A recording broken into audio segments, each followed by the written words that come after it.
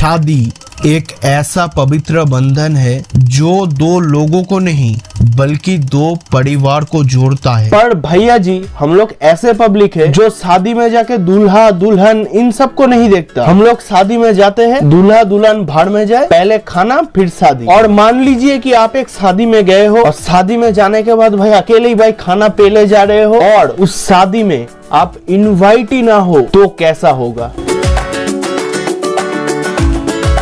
और भैया जी, किसी भी शादी में जाने से पहले आपको एक बात जरूर याद रखना पड़ेगा कि आप बिल्कुल अच्छे से सज धज के टिप टॉप होके जाए, वरना ये समाज आपको बिल्कुल भी नहीं मानेगा। और हम बंगालीज का जो शादी होता है वो बेसिकली रात को ही होता है, इसीलिए दोपहर को दाल भात या फिर हल्का फुल्का कुछ खाओ, फिर घुमाओ और उसके बाद रेडी फेडी होके चलो भाई शादी में। तो भैया जी, बात कुछ ऐसा है कि अभी बज रहा है शाम के 6:30। मैं रेडी होके निकल चुका हूँ शादी में जाने के लिए। 25 का ट्रेन है, पता नहीं मिलेगा कि नहीं मिलेगा। और ये देखिए, ये प्रेजेंटेशन ले लिया। सर्दी है इसीलिए इसमें स्वेटर कुछ है। शायद आप यहाँ पे डाउट कर रहे हो कि मैंने टाइटल और थंबनेल में डाला है बिना इनविटेशन की शादी, और इस शादी में तो तुम्हारा इनविटेशन है, तो भाई माजरा क्या है। पर भैया जी, माजरा तो आपको बाद में बताऊंगा। इससे पहले बता देता हूँ कि ये शादी मेरा एक दोस्त जिसका नाम है सोनम, उसका दीदी का शादी था, और मेरा, हमारा शुभदीप का और पंकज भाव, हम तीनों का इनविटेशन था।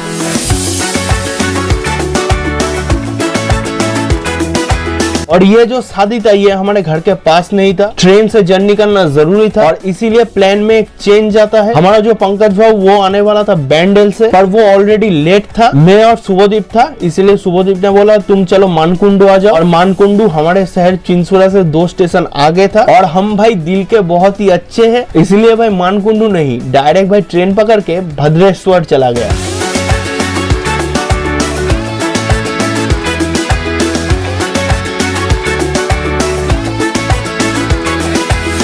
तो यहाँ पे सीन कुछ ऐसा हुआ कि हमारा पंकज भाई था लेट, इसीलिए मैं और शुभदीप ट्रेन से चले गए थे भद्रेश्वर। तो भैया जी, उतरना था मानकुंडू में, आ गए भद्रेश्वर। इसकी वजह से भद्रेश्वर में आया हूँ और यहाँ से पंकज आएगा, फिर एक ट्रेन में ही हम लोग जाएंगे। फिर पंकज भाई ट्रेन से भद्रेश्वर आए और हम तीनों उसी ट्रेन में बैठ के डायरेक्ट चले आए रिसरा। तो अभी हम लोग आ चुके हैं रिसरा में। Very excited to going to wedding. अभी भी यहाँ से 3 किलोमीटर है। 20 रुपया बचाने के लिए हम लोग पैदल ही जा रहे हैं। पैदल लेके जा रहे हैं, हमको कोई शौक नहीं है। और हमारे बंगाली में एक टर्म है किप्टे, इसका मतलब है चिंदी या फिर कंजूस। और हम लोग इतने चिंदी है कि भाई 4 किलोमीटर पैदल जाएंगे पर फिर भी ऑटो वाले को 20 रुपए नहीं देंगे। तेरे को कुछ कहना है? पैदल लेके जा रहा हूँ तुझे। वॉकिंग करना ठीक है, इतना दूर नहीं। अगर ये चुचुरा में होता ना कोई प्रॉब्लम नहीं होता, जस्ट बिकॉज हम लोग चुचुरा में घूमते हैं।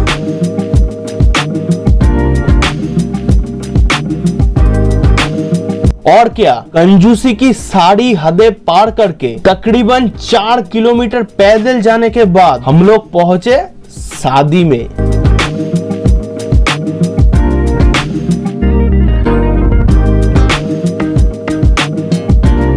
तो बोलो, कैसा लग रहा है तुम्हें? तो इस बंदे का दीदी का शादी है। 4 किलोमीटर पैदल आने के बाद अब शादी में आए हैं। और ये देखिए, ये जो एरिया है बिल्कुल सुनसान। सिर्फ ये बंदा चल रहा है और मैं चल रहा हूँ। ये ब्लॉग बना के यूट्यूब में पोस्ट करें और वहाँ पे कुछ या हॉरर कुछ दिखेगा ना तो कैप्चर कर। तो शादी का ब्लॉग हॉन्टेड ब्लॉग बन जाएगा। शादी में आके गोश्त देख लिया। शादी में कैसा लग रहा है? तुम्हारे ही तो दीदी का शादी है, कुछ कहना चाहोगे? बहुत अच्छा लग रहा है। हाँ, बहुत मजा आ रहा है। एक पकौड़ा खाओ। ठीक है। एक खाओ ना, इतना शर्म क्यों? और भैया जी, पहले ही बता देता हूँ, कभी हमसे इंस्पायर्ड बिल्कुल भी मत होना। हम लोग शादी में गए, दुल्हन को देखा पर दूल्हे को देखा ही नहीं, उससे पहले ही खाने बैठ गए। हम लोग खाने बैठ गए हैं और जोर से गाना बज रहा है। आएंगे फिर बात करेंगे। पंकज भाई, कितना रसगुल्ले खा सकते हो एक बार में? सिर्फ 2? अच्छा, 50 रसगुल्ले एक साथ खा पाओगे? और ये है मेनू कार्ड जो कि आधार कार्ड के डिजाइन का है। यहाँ पे सब बंगाली में लिखा है, जिन लोगों को पढ़ना आता है आप पढ़ लीजिए।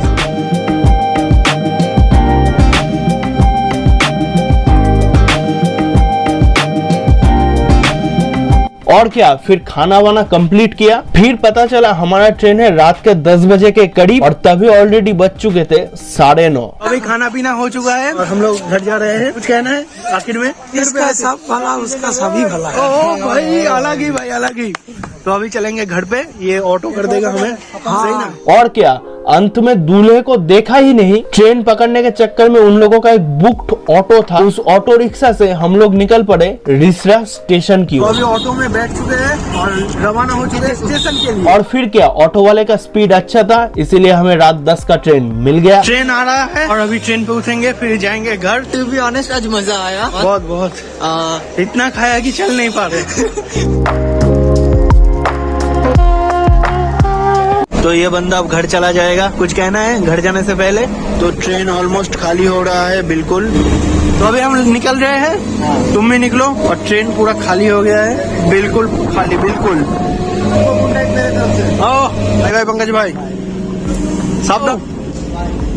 तो अभी हो चुका है 10:30 और मैं चुचरा में आ चुका हूँ। अब साइकिल लेना है, फिर घर जाऊंगा। रात का सिर्फ 10:30 ही हुआ है और देखिए पूरा खाली हो चुका है। सिर्फ अभी डर है बाइक्स का। पर रुकिए भैया जी, जाने से पहले ये तो सुन लीजिए कि बिना इनविटेशन की शादी कहाँ हुई। तो बात है करीब 9 साल पहले 2013 की। तब हमारे वेस्ट बंगाल में चल रहा था सरस्वती पूजा और पूजा के दिन हमारे एरिया में ही एक शादी चल रहा था और शादी में हमारा इन्विटेशन नहीं था। तो हम लोगों ने किया, हम 3 दोस्त मिलके घुस गए उस शादी में। और पहले ही बोला वो शादी हमारे एरिया में हो रहा था और हमारे एरिया के कुछ जाने पहचाने लोगों का इनविटेशन था वहां पे। हम तीनों जाके बिना इनविटेशन के भाई टपाटप पकोड़ा हो, कॉफी हो, मिठाई हो, चिकन हो, मछली हो, सब भाई पेल दिया। फिर पेलने के बाद तब चल रहा था फरवरी का महीना। मैं जो स्वेटर पहन के गया था उस स्वेटर में 2 पॉकेट्स था और 2013 में मेरा दिमाग भी था भाई पैड पे, इसीलिए उस स्वेटर के पॉकेट में भाई चिकन पकोड़ा, वेज पकोड़ा सब ठूस ठूस के भरा। और उस स्वेटर में पकोड़ा भरने के बाद भाई घर पे आके मम्मी और पापा को दिया